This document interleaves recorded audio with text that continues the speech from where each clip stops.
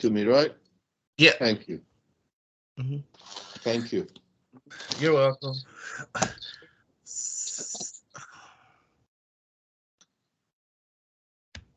Dismiss.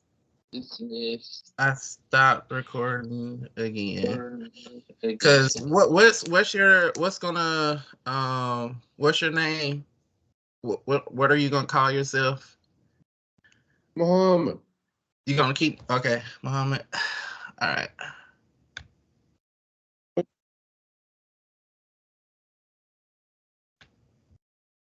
All right.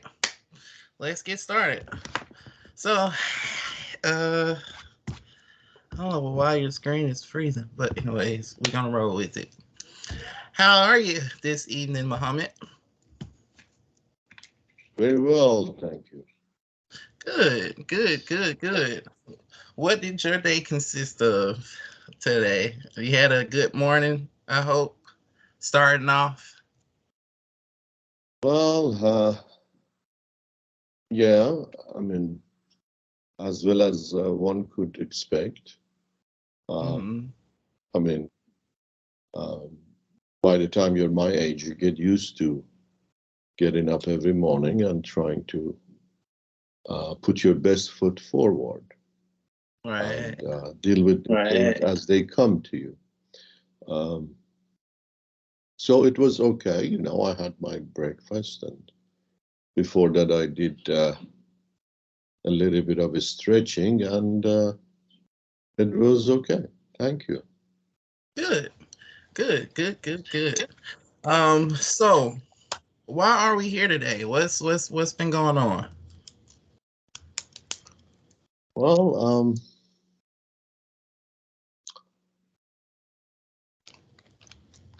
I'm having a bit of problem that has been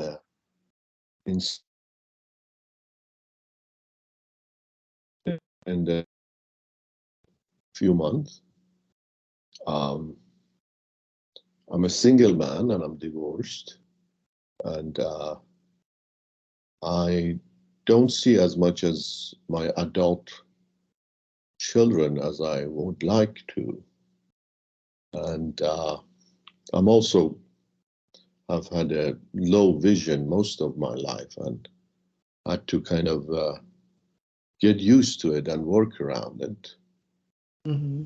However, in the last few years, as I'm getting older, I find it to be limiting me more and more. I mean, the low vision, in addition to the fact that the aging is changing my physicality and my movements. I'm not as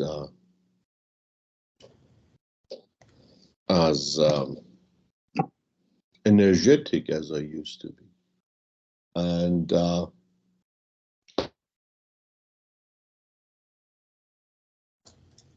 active. Mm-hmm. And I also have been recently told by my doctor that probably by next year I might have a heart operation. I mean, it's not anything that it's out of Mm-hmm. usual, but just you go with the punches and try to take them as they come to you. Mm-hmm. However, I think the biggest part of my problem is the fact that I'm lonely. I'm not.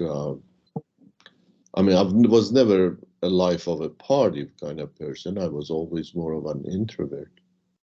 But I'm becoming more and more isolated, and I'm Mm-hmm. afraid that I'm afraid this condition is almost um, getting me to a point that I feel depressed, Mm-hmm. and that's not a good feeling. I mean, it's really uh,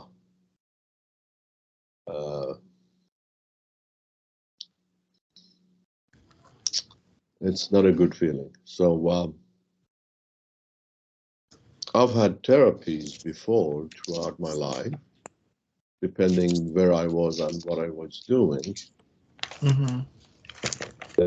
Uh, uh,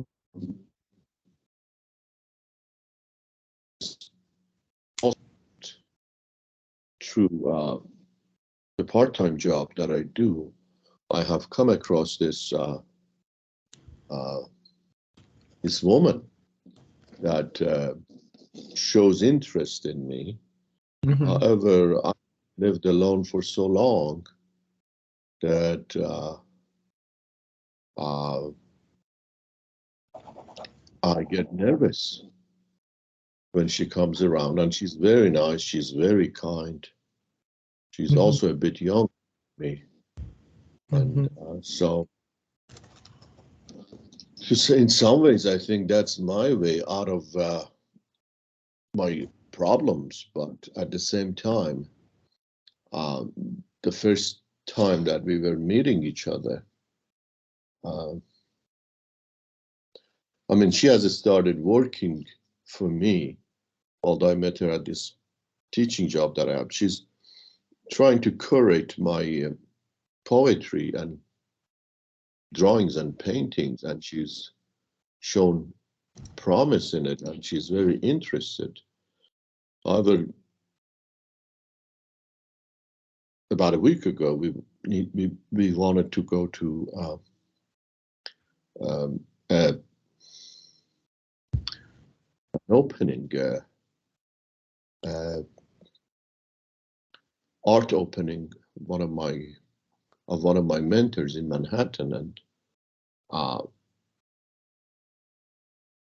when I went to meet her, I felt dizzy.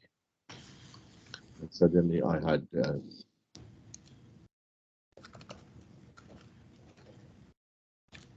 like a panic attack. Mm-hmm. I mean, it wasn't a panic attack, but I was definitely kind of nauseous and dizzy. But I was able to kind of take a few deep.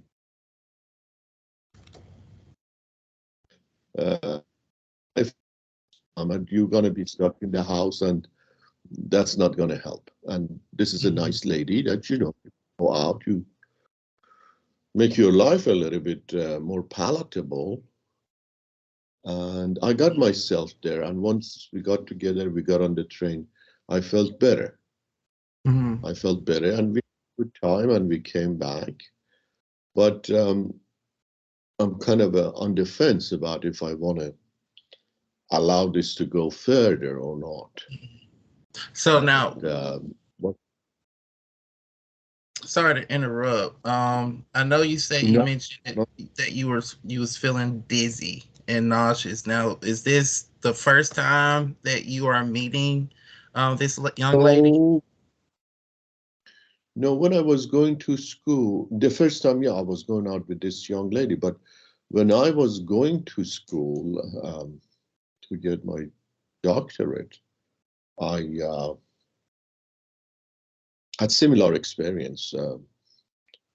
Whenever somebody showed interest in me and wanted to date, I definitely, I mean, I'm not a young buck. I shouldn't Mm-hmm. feel this way. I have dated throughout my life. I got married, all that. But suddenly it seems that I'm so afraid of relationships or starting anything new. And yes, I used to get similar feeling, but not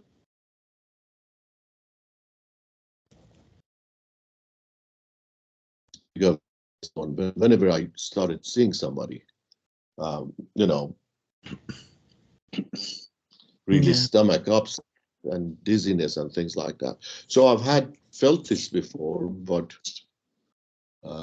not recently. But again, this is the first time in a long time that I'm trying to step out and also trying to, in a way, enhance my life with a relationship. Mm-hmm. Yeah. So all of these feelings that you're experiencing right now, so this started happening after the divorce? like this, No, the I mean, feelings? after the well, I have dealt with depression throughout my life to some Mhm. extent because um, of the childhood traumas that I had explored with other therapists throughout my life, and also because of the low vision that I have, Mhm. especially it has progressed more and more. It's gotten worse more, as I'm aging, because I used to be an avid reader.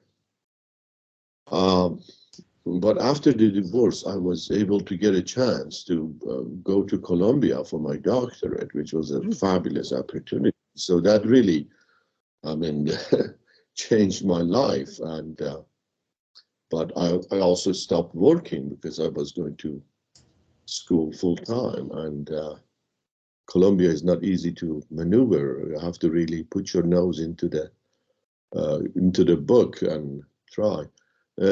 No, but it was a combination of excitement and, of course, um, excitement of going there, and which actually helped me to, in a way, reevaluate my life and be able to get over my divorce. Also, my kids were younger, so I used to see a lot more of them. Mhm. Now they are people, they don't really need me. I mean, I still support them to some extent, Mhm. but as they've grown, they have had less need for my support financially. So, and they want to do their own life. They're active. One of them is 20. I mean, both have birthdays in May. One of them is going to be 29, and my daughter is going to be 25. My son is going to be 29. And they're both professionals in their fields and great individuals, and they're busy with their lives. And that process of also letting them go has been quite taxing on me because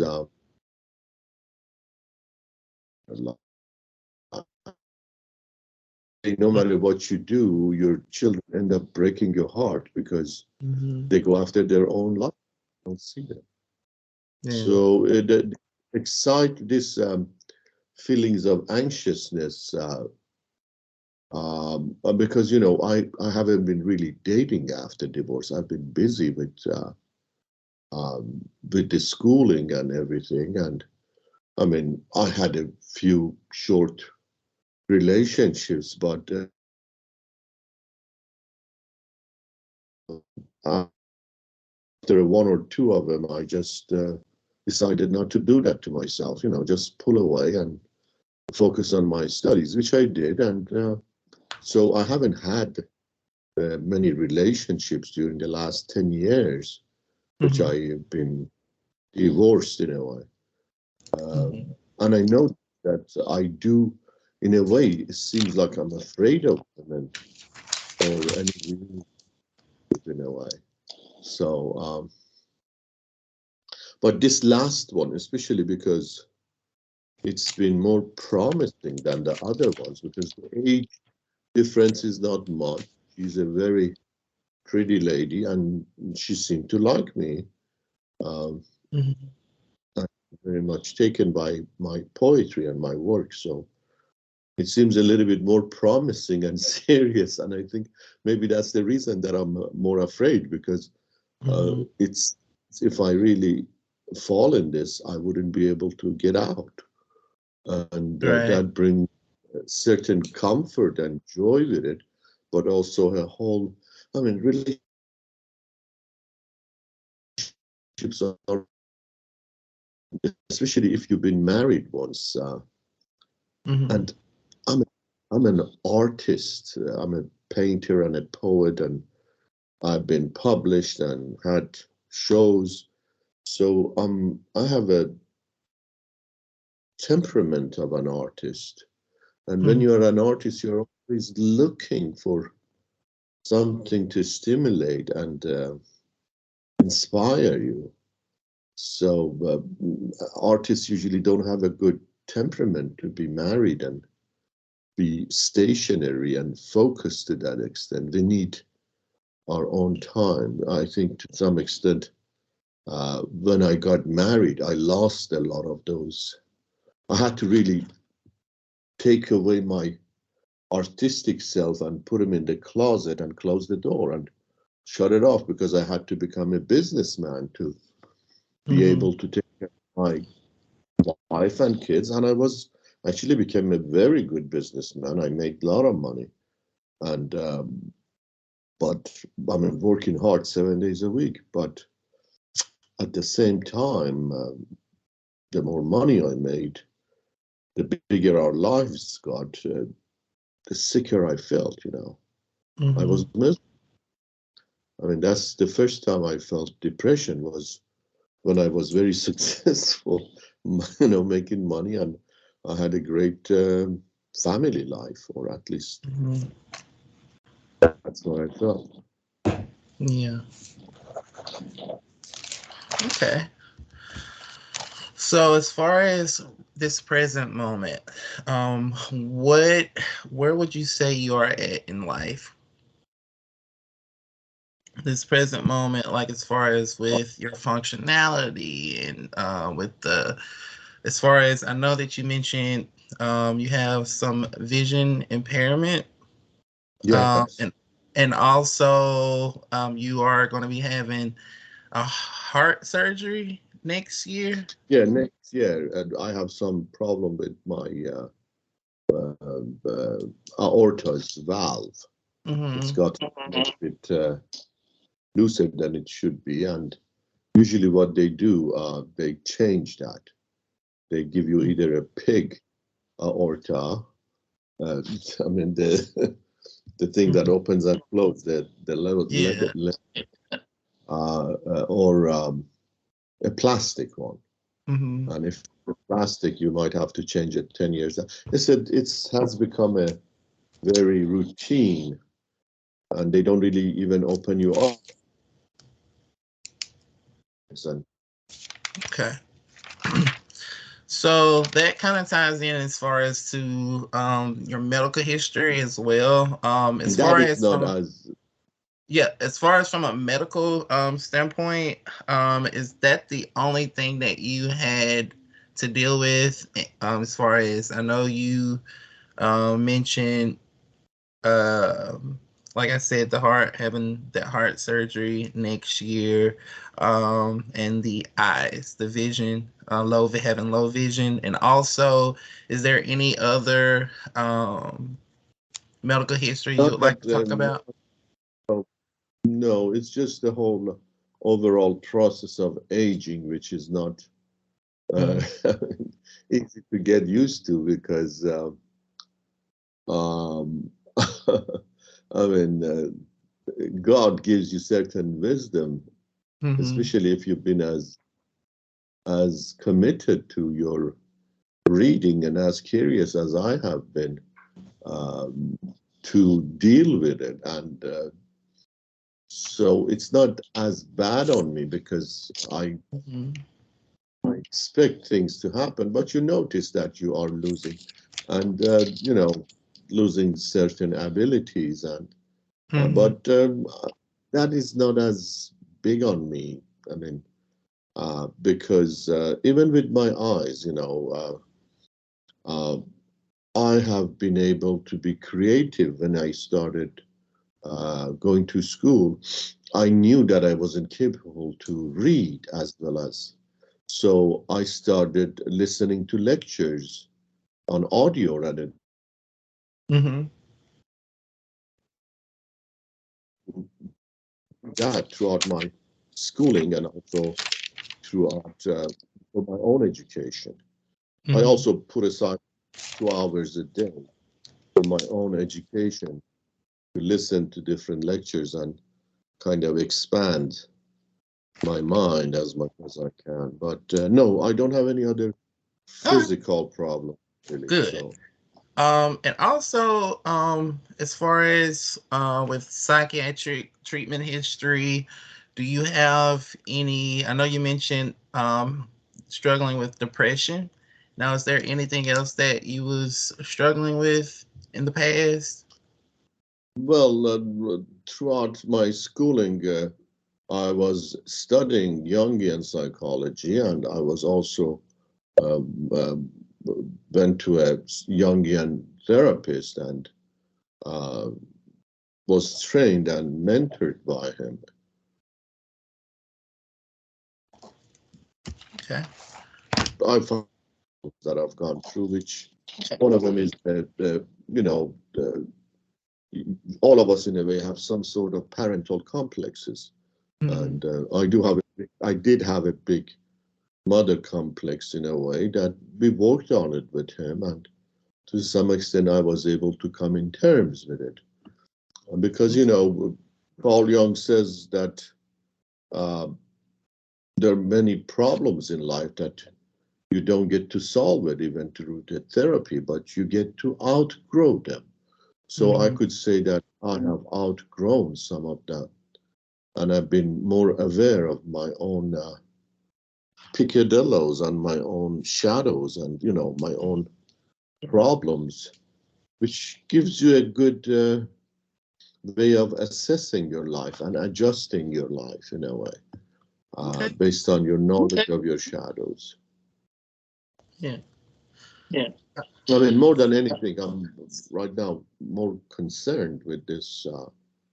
Uh, I mean, I've been always concerned about my susceptibility to depression and kind of watch out for it, and also problem with my eyes, which kind of watch out for it. And but this new thing is the one that has really triggered a sense of, because I'm usually a confident man when I go anywhere. I'm calm, collected. I give lectures, I teach. So this was really came from the left field and kind of knocked me out, although I had experienced before, but not to this extent. To the young lady that you were referring to?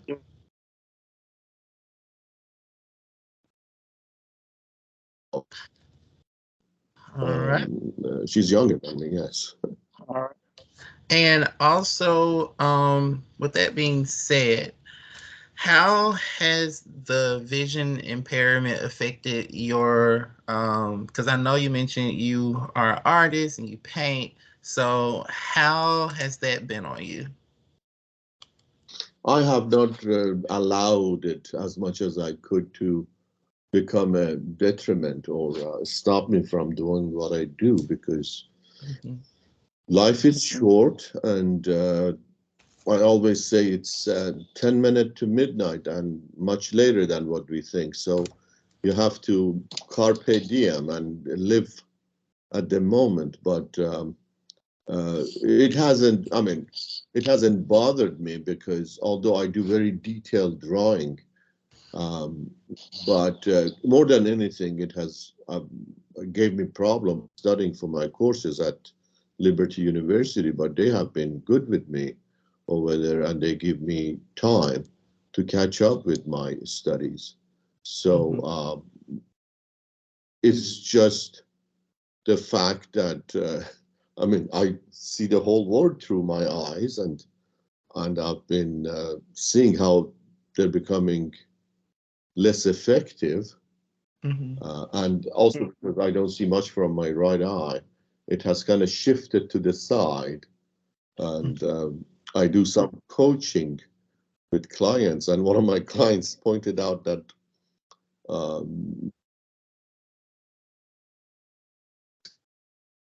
and I explained it to him, you know, but it doesn't bother me, the aesthetics of it, you know, how I look and all that, but uh,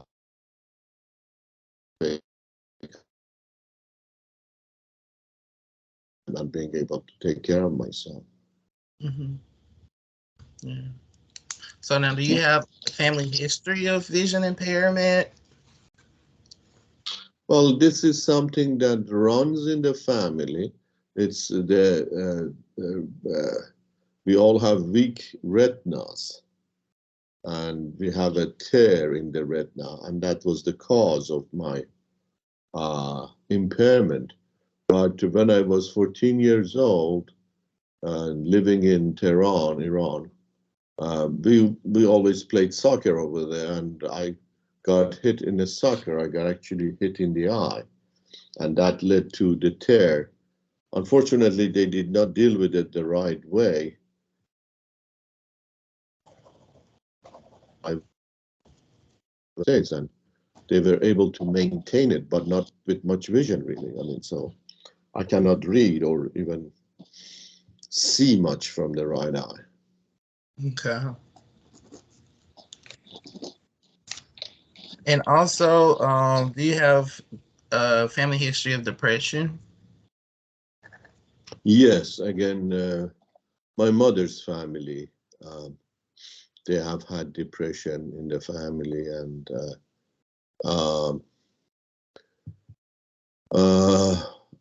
again, when I was young, my parents kind of went through some difficult times, and my mother had to leave me and my older brother for like 6 months because they had problems. And so for 6 months, me and my brother lived with my dad and had visitations with my mother. But another time I was 2 years old, and she came back after the 6 months. But I think the damage was done to a certain extent because at age 2 I had depression. So this has been with me almost all my life.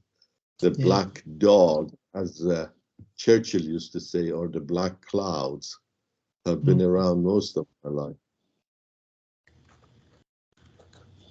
Now, have you ever been medicated for depression? Yes, about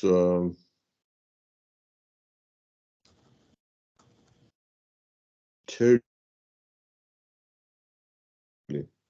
because I had my daughter, and my daughter, yes. Okay. Now, does any other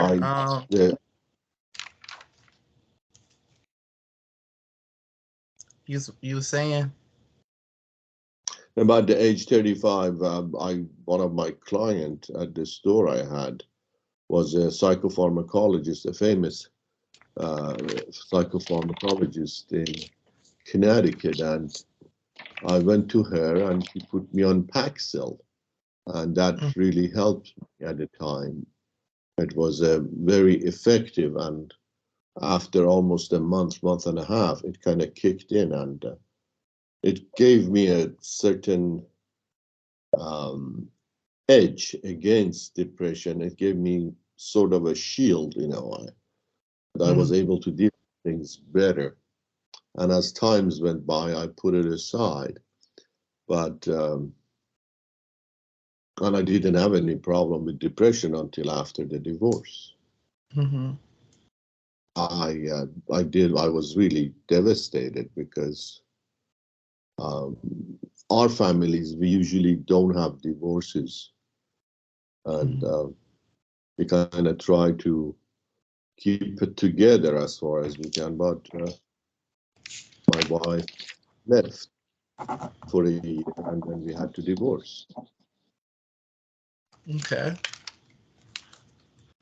So, piggybacking off of that, as far as from a religious standpoint, is that the reason for not having any divorces in your family? Like, do you believe in divorce? Oh, it's not that it's not popular or there is no sanction against it. No, no, no, no. I mean, usually traditional families like us, we try not to. And before our generation, we never had divorce in our families. But our generation are going through divorce because most of us also have moved to this country, and that move has changed. There's a different reality we are dealing with, being more of an immigrant and a uprooted, or as I call them, lost souls. So the new generation, we do have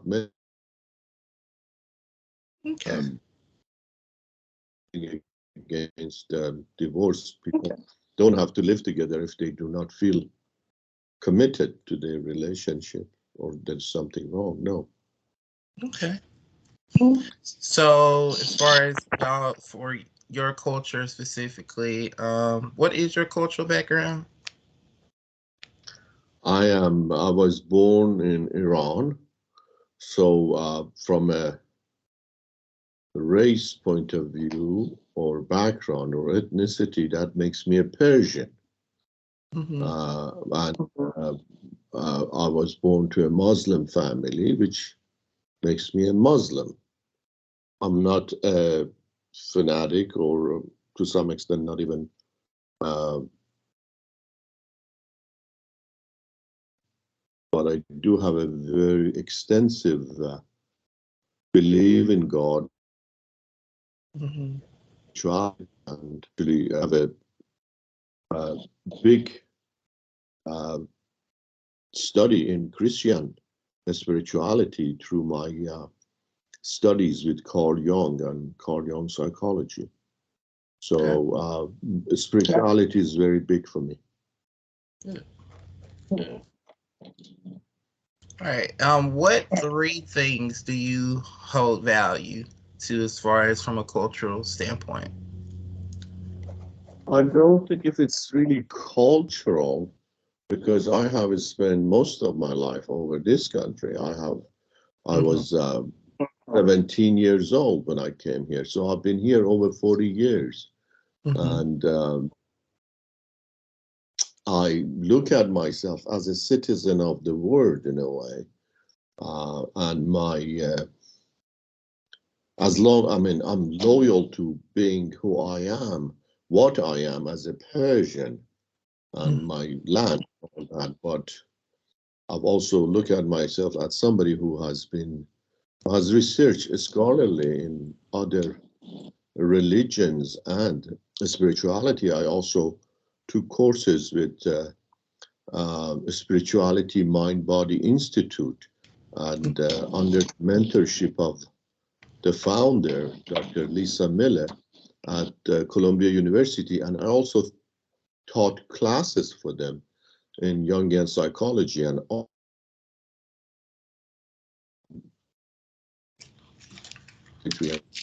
So I think it's not cultural, definitely it's spirituality. And I also believe in what Carl Jung says is that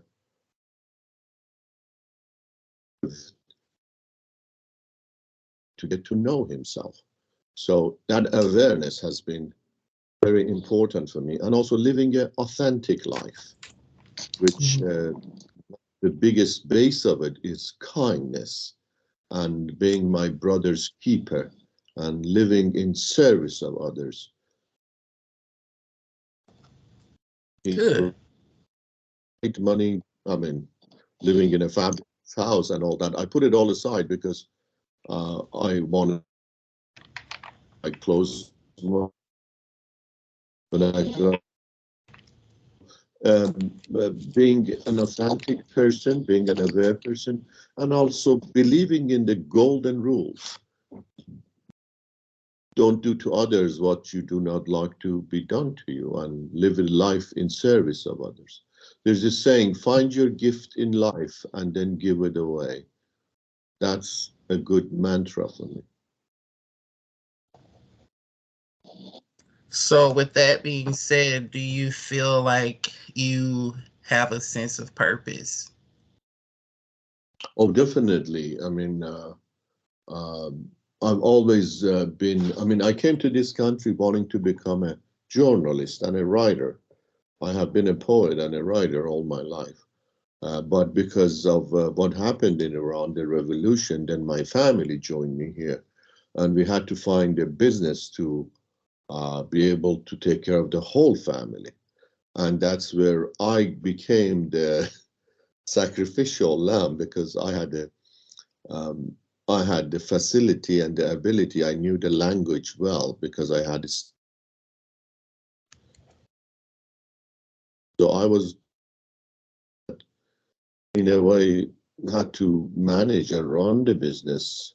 Although I have brothers older and younger than myself, but I was the point man. And I actually, my mother told me that I was in school, my mother told me that you have to help the family, and I did for 30 years. So until my father passed on. But I came here to become a journalist.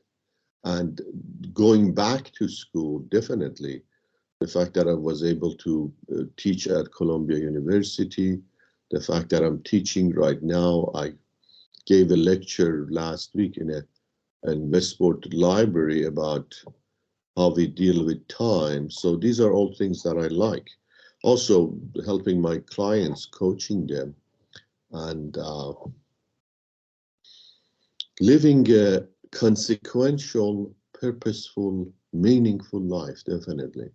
Because I think they have found out it's not happiness that we need to live a life, it's living a meaningful life. So, no, I definitely have a sense of purpose. The only thing that is missing in my life for somebody who likes to live a good life, especially in his older age, is having a stable relationship.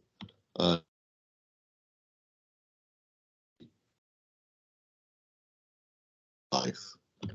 But and I think the fact that I do probably makes it more serious and makes me more nervous more than anything else. Right. I'm sure you have found out that you don't have to ask me open-ended questions. I give you the information. I volunteer it. Yes, indeed. Well, as we are coming to the conclusion of this session, it was a pleasure getting to know your experiences and understand your worldview of, you know, how you think and your beliefs and your history.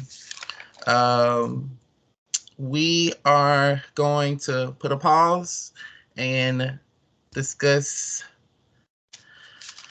further, um, discuss things further on our next session. I don't think we have to do I don't think we have to do a a closing or whatnot. But No. so we're pretty much done with that because it's Okay, so the 44, next session, almost 45 minutes. that's good because 40 to 50, you're right in the middle. So why Yes. don't I begin at 3:50, which gives us a minute, and then I'll be the counselor and you will be the client. Yes. Okay. So Wonderful. I'm playing a playing You're playing. You're not going to be yourself. Wow. huh? What you say? We No, all need I yeah, said, I ain't just be gonna be yourself. We all myself. need counseling. So, Oh I mean, God. you don't have to, you don't have to tell me who you're going to be. I will deal with it as you come up with it. Okay. Okay. So, uh, I'm going to start at right now. Good afternoon, Cyril. It is very nice to meet you today. Thank you for Glad to meet coming. you. Good to be Thank here. you. Good to be I'm glad you feel that way. Enthusiasm always helps. I have to tell you by law that whatever is said between us in this session or any session throughout our uh, discussion today and further discussion is going to be confidential and it stays with me. That's my fiduciary responsibility towards you. The only way that would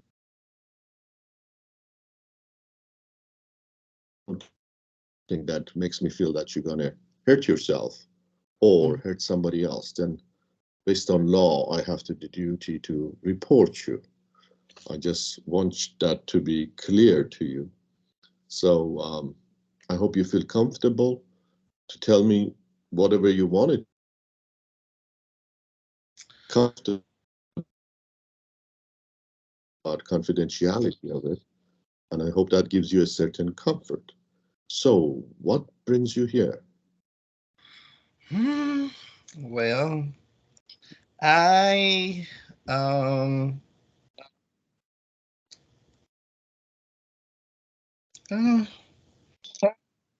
I sometimes have a hard Take your time time. opening up with strangers, like to people I have not met. I mean, although I'm excited for this experience, is to talk with someone, but like when it finally gets to it, as far as me opening up, it's a different thing. Like I'm goofy, I'm energetic and enthusiastic, but That's maybe that's uh, um I don't know. Maybe that's a defense mechanism, um, hiding how I'm really feeling inside. Um, I don't know. But I was prompted to come because my friend, I have a roommate.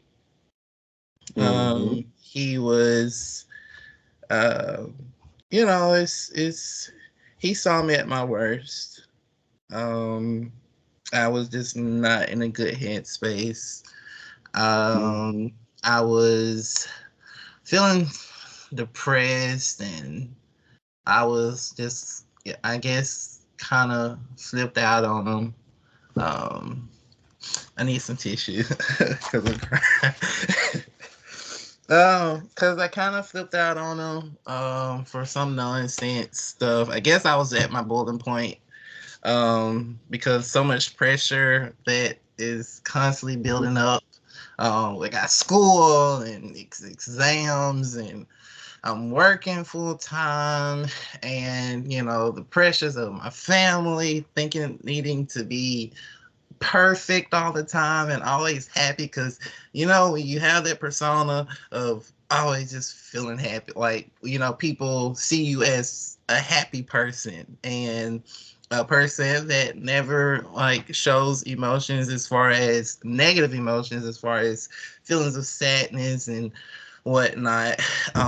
It's like I'm always the go-to person to get a boost of happiness from. That's And it's nice. like, yeah, it's like I get drained, and people, it's just like I don't know, this magnet that people attach themselves to when they're feeling, not so good.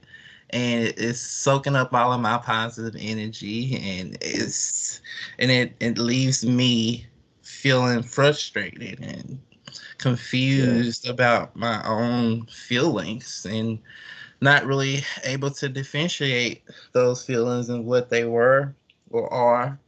Um, and I don't know, it's frustrating. Um, So, if I could rephrase this,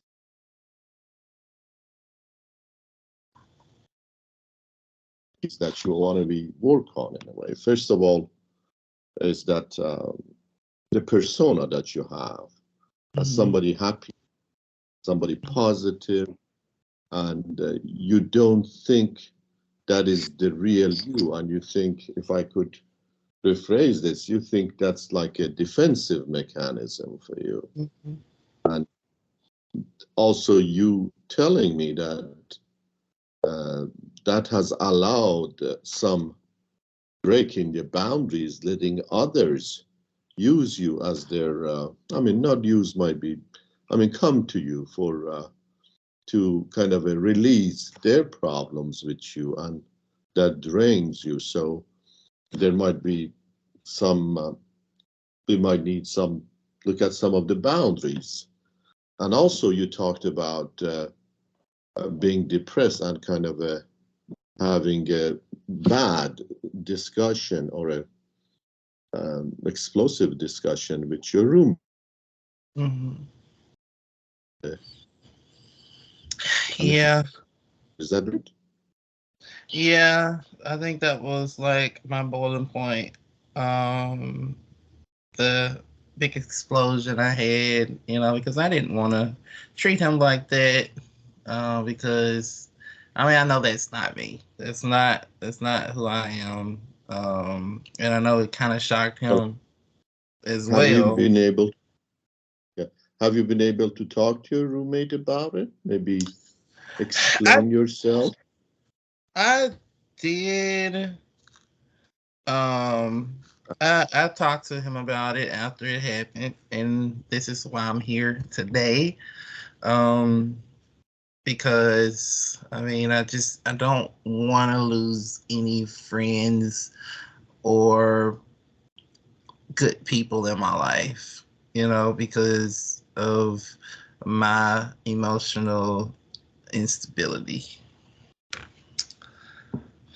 Well, you come across as a young, sensitive man with a wealth of emotion and wealth of empathy and uh, friendship for others. So I don't think anybody would leave you just because you had one explosive. And do you know what was the source of that explosive? Can you expand why? What was the source of your uh, Um, frust in a way? Have you been able to check on that? mm, that's that's the nitty gritty. Finding the source of your problems, and I don't know. I always seem to dodge the source because I don't want to focus. Like it's hard to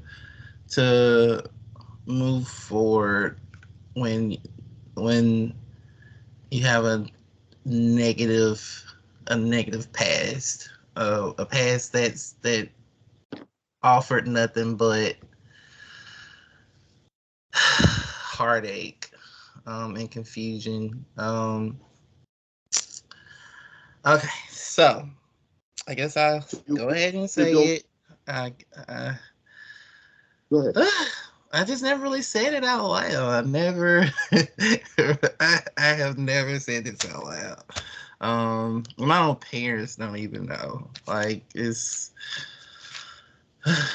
well, I was taken advantage of as a child when I was about maybe I think 6 years old.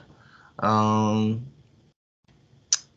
and I guess me appeasing other people and making them happy, is kind of what stemmed from that. Because I mean, especially growing up, some guy taking advantage of you, and you know I don't know what it is or what's going on. I'm just basically doing as I'm told because I want to make that individual happy, and I just feel like that has negatively impacted my life growing up, which I've dealt with some depression, and um you know and it's I never really I dibble dabbled in drugs, but I wasn't, I didn't go crazy. I didn't go crazy with it because that wasn't me. That was not me. So it's just not being able to talk about my issues, and always being the one who, I guess, always being the anchor. Because I have three brothers and I have four sisters. So I come from a big family. It's eight of What us all. Yes, what you? what are you the first child, the second child? I What comes? Yes, I am the first. You are the first. Mm-hmm. You're the eldest Yeah. child in your family. Mm-hmm. remember, Terrell, that we are not what happens to us. Mm-hmm. We are what with what happens to us, and how we get to understand it, and how we get.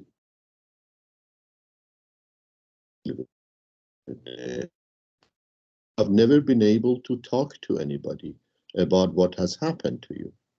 But Mm-hmm. here we are, and this is our first sitting together, and you are smart enough, and you know it's heavy on you, so you come up with it. You actually talk about it. That is good. That's a It's taking very good step. Huh? everything. It's taking everything in me to get it out. I'm probably gonna You be are brave. exhausted for Thank this you. session. You are brave, and I tell you, in a way, I think you are at the stage of your life that you're coming to the realization that you have to deal with that. You see, unfortunately, what happens through our childhood has a big effect. I mean, I shouldn't say unfortunately. This is just the truth and the fact. What happened?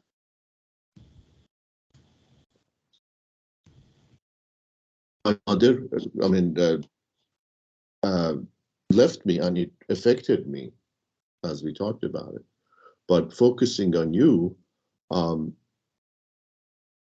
this is part of who you are. This is part of what happened to you, and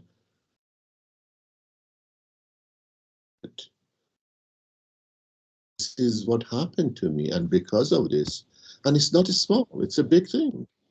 I have done things that I'm not proud of, but in a way, I think you are trying to get away from that by wearing that mask of happiness. But you told me yourself that you're using that as a, so you have an awareness here. Yeah, I'm so full of anger, and I don't want to express anger because anger is not Oh, you me. know, I'm angry at the fool who did it. Like I am furious. Was one of my no good uncles, and he took it. Like I said, my parents don't even know. Like no one knows what happened, and I am angry. I don't like to show it, so I just, well, like when I'm alone in my room, I, Chris, that I'm alone with my thoughts, and I don't want to be with my thoughts because it's not good. It is not good, and it's like I'm. so how about do you think if you putting it on the paper and journal it, write about? You see, the thing is that our external life happens to us.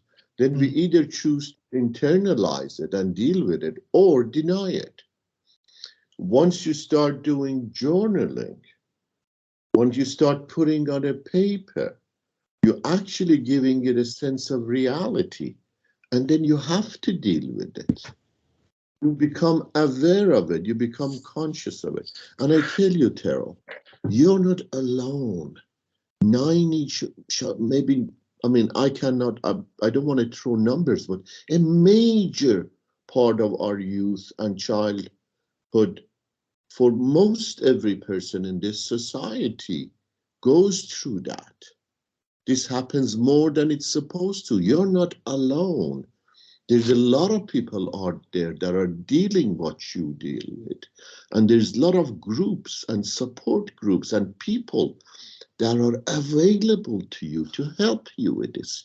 You're not alone in this.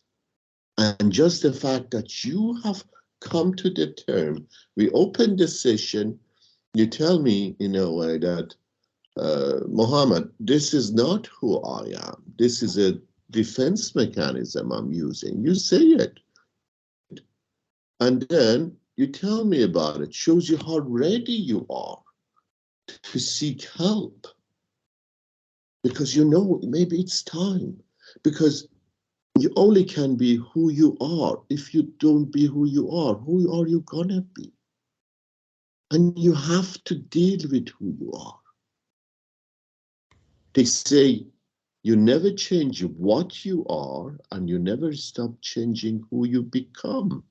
You are in progress, and you know that to get to the next step, you have to deal with this. Otherwise, you're going to get stuck here.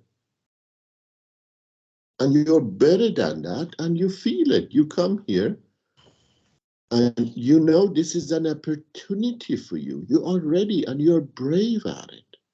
Bravo. I mean, God bless you. I don't know how old you are, but in a way, you have come to a point that you want to put it all up. Bravo. God bless you, because you're smart enough to know that this is heavy on me, for God's sake. I need to put this down. I need to deal with it. And 25, by the way. That's a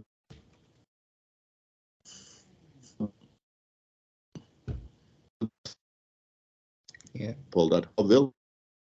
Yes, no value that you could put on time, and you have a wealth of a time to deal with everything you want to be. But the first step is for you to come in turn, because I bring this up to your attention, and I want you to write it down. Put this on paper for yourself. This is what I tell all my clients about the things that are important. Your most important relationship in life is with yourself. If Thurl is happy with Thurl, nobody can touch you. Nobody can touch you. Nobody can have anything on you, because you know who you are. And believe me,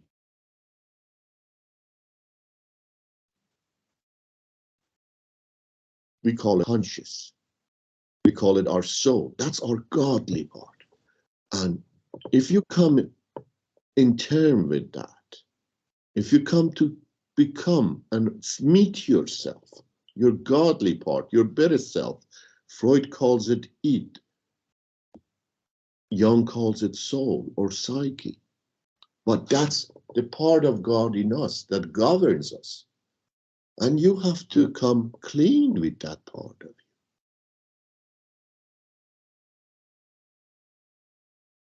Write this down. Your most important relationship in life is with yourself. And after that, as a man, is with your mother. You said you're angry. You have reasons to be angry.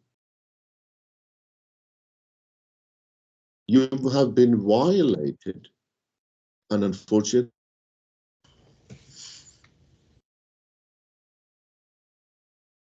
chance to be able to defend yourself. But now you are at the time that you could do that. Yeah. And again, remember, if you can't be yourself, who can you be? Everybody else is taken. Everybody else are what they are. Not really. Everybody's struggling. Everybody's carrying their own cross. Mm-hmm. But in a way, we are all damaged in one way or another. But you're not alone. So do you want to expand on that? Do you want to tell me how you might want to go further? I want to just, So, I just want to let it all go. And it's just, I know there's an art to letting go, and it's just, I know it affected my life, affected the way I, think, even having feelings for the same sex because of it. And I'm experiencing feelings that I don't want to experience, because I would like to think that I'm a Christian man. Um, and I do not want to disappoint my family. I don't want to disappoint God. Um, and it's just those feelings are all stemming from the past and from what happened to me, and it opened up things that I didn't want open. And me trying to cover those feelings and subside those feelings is just causing me stress every day. Even hiding it from my roommate it's causing me stress every single day. And I guess it's because of the just I don't know, maybe the stressors of life and stressors of what happened to me in the past. I mean, it's getting to me now. Because I want to move past it. I want to move forward with my life. I want to not be boggled down by the past or by the man who took advantage of me. I don't want to smell him, or it's like I don't know. It's like I'm reminded like time after time again of the smell of the feeling, and I don't want that in my head. I don't want that, in my sensory area. I don't want to be reminded of it any longer. It's like, I try to move past it. I You try to go to move church. forward. Huh? Do you go to church? I do, and Do you have you a know, Do you huh? have a relationship with your priest, your chaplain? Yeah, because well, I come from I go to basically a black church, an like um one of those churches that we don't have a priest. We have um a bishop, or an apostle, or as a pastor, um or an elder. um but as far as referring to him, it's like you're the first. You're the first. I didn't even tell my pastor. I didn't even confide in my pastor because Let I'll feel judged. Okay. Let me tell you something. First of all, never allow this to become guilt or shame. You Mhm. are what you are, and most of all, you are created by God, and He loves you no matter what you are. Eyes inner, because He is forgiving, and our lives is about suffering and is about finding salvation through the pain that we go through. So don't ever be ashamed of who you are. Don't ever allow yourself to look down on yourself.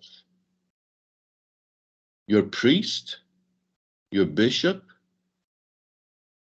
should be able to tell you that and affirm this. Mhm. Should be able to hold you and tell you, you are home and you are fine. You're God's creature and you are loved. And what has happened to you,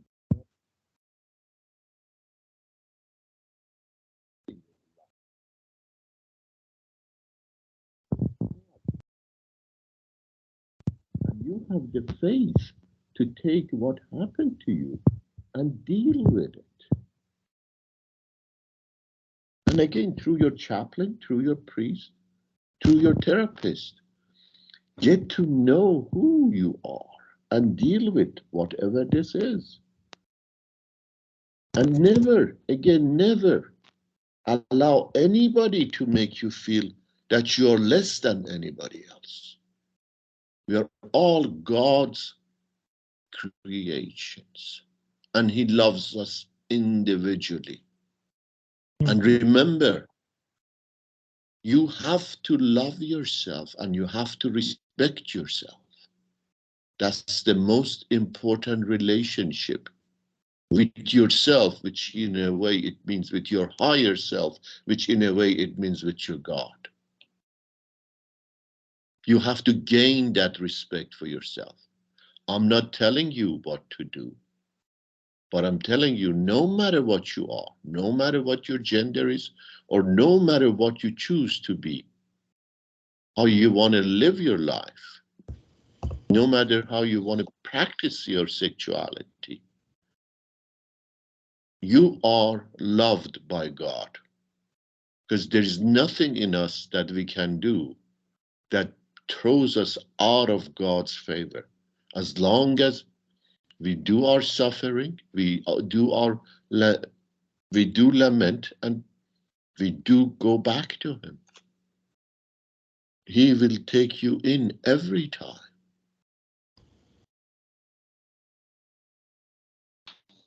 Yeah, you're right. About it for the first time here. If you decided to get to know yourself, seek a therapist, come and see me again, and deal with it, because you're a bright man, you're a wonderful man, you're a cheerful man. You might think this is defensive, but at many of it, that's also a part of you. And you can have a wonderful life. This is not it. This is not the ending point. This is the beginning, because you are coming to realize, hey, I have a problem here.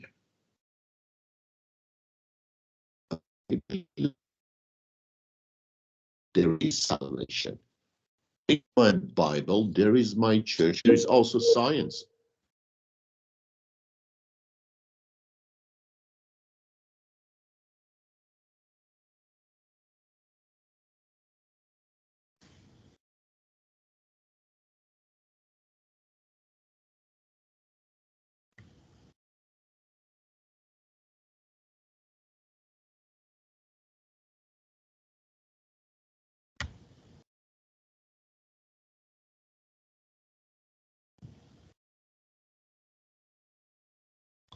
Muhammad.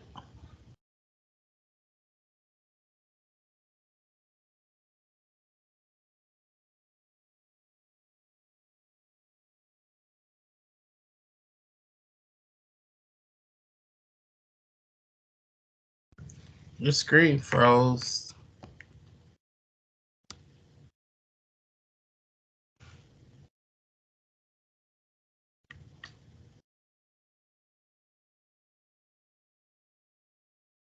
Hmm.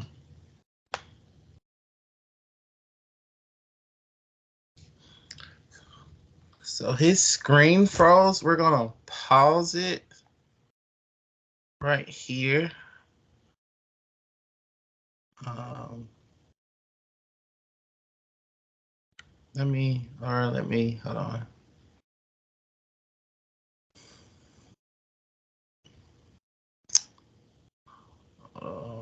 What we can do.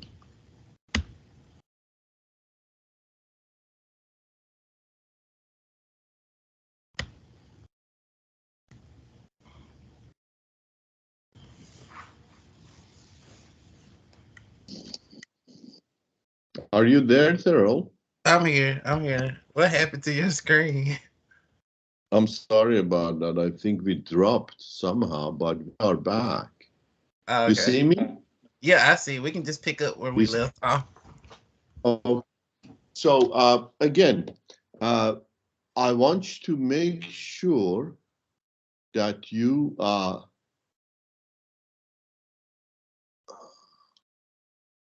okay. This shows that it's started, which is good.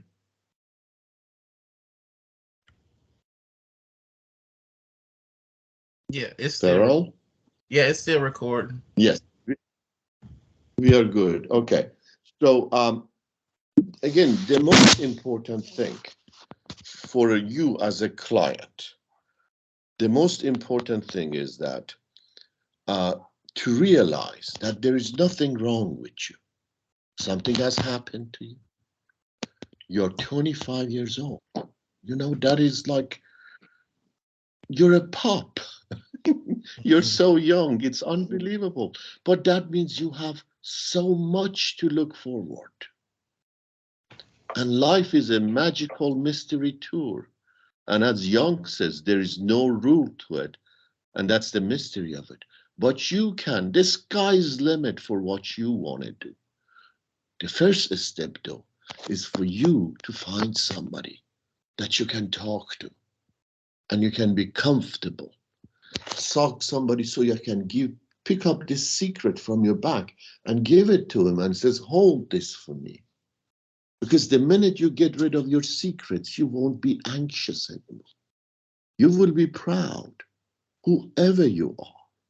And believe me, in God's eyes, we have wonderful teachers at Liberty University that are spiritual, that believe in God and can guide you beautifully. I definitely beg of you to seek some of them at the school, and I'm sure they're going to be open to you because they are kind and they are generous with their time. Get somebody to help you. And remember, you are God's creation. You are God's child. No matter what color, no matter how tall, short, or no matter what you are, He loves you. And don't ever allow any shame or guilt in your life for who you are, because that's going to devastate you if you allow it. You need help. You have science and you also have theology on your side here at Liberty University. I have seen teachers teaching theology or teaching ethics, and they are wonderful in the way they think and the way they practice what they preach. And I'm sure the school has offices for you that you can seek help. Mhm. And if not, you can always come back to me. Mhm. I have dealt with people who wanted to be able to, again, that's one of the things I teach actually in Westport. And the topic is, who are you? And the whole idea is about teaching people how to find themselves. Because without knowing who you are lost. And again, I'm here to help you. I'm sure you could find people at the school to help you. Mhm. And more than anything, I think you are ready. The fact that you came here, this is the first time we are meeting each other. Mhm. Usually it takes more time for me to be able to get my client to talk to me the way you have. And I'm privileged that you have chosen to share this. And I'll be privileged if you allow me to help you with this. Mhm. Yes. That Talk to, was, yeah. Huh? You talk think? to me. Yeah. I am. I feel ready to make the next step. To continue to talk. Um, in sessions to come. Uh, because I mean I know it's not gonna be better. I mean it's better. I feel better, but I know it's not gonna be fully, I guess, fully resolved in one day. You know, I feel better.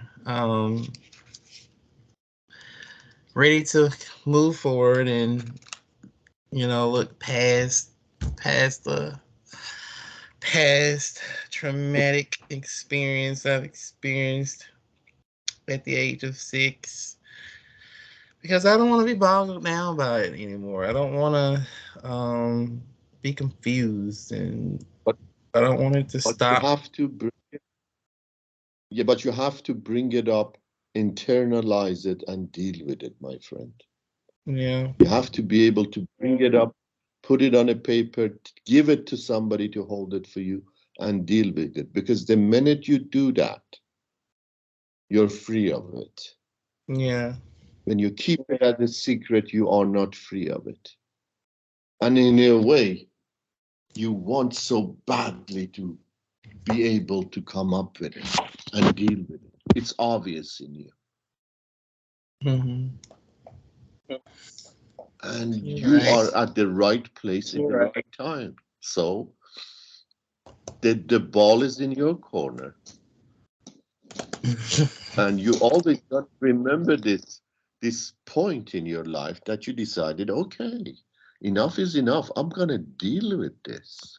And I got people on my side. Right. I got groups on my side that can help me with this. You're not alone. And you're a lovely person. You're a wonderful person. Mm-hmm. And you should come to believe that, and you should come to realize that. You're kind and generous and fine. I want to read you a poem, if I may. You have time, Terrell? Just Mm-hmm. one poem, because this is what I read to my clients. And it's a wonderful poem by this guy called Derek Walcott. The poem is called Love After Love. Let me see. I'm going to read it for you right now. And I want you to look this up after I read it for you and print it and put it on your wall and look at it every day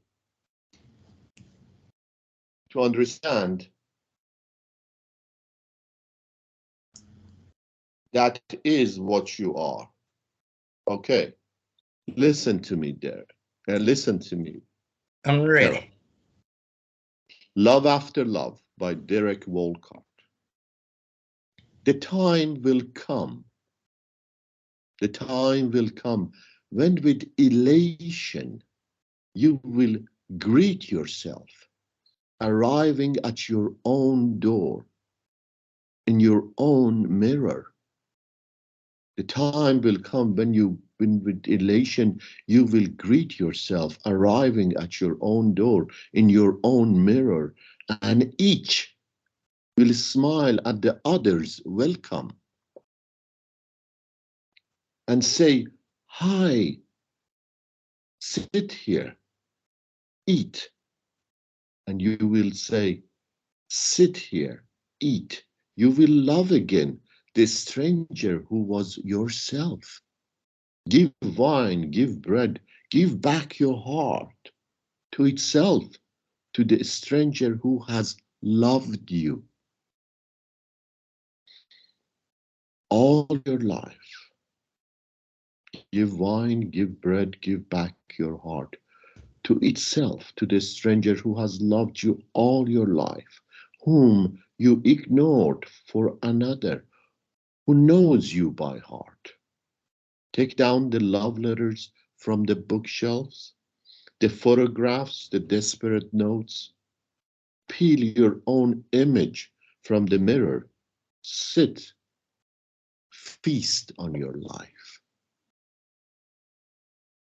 This is the day you come to experience yourself. Sit across the table from yourself.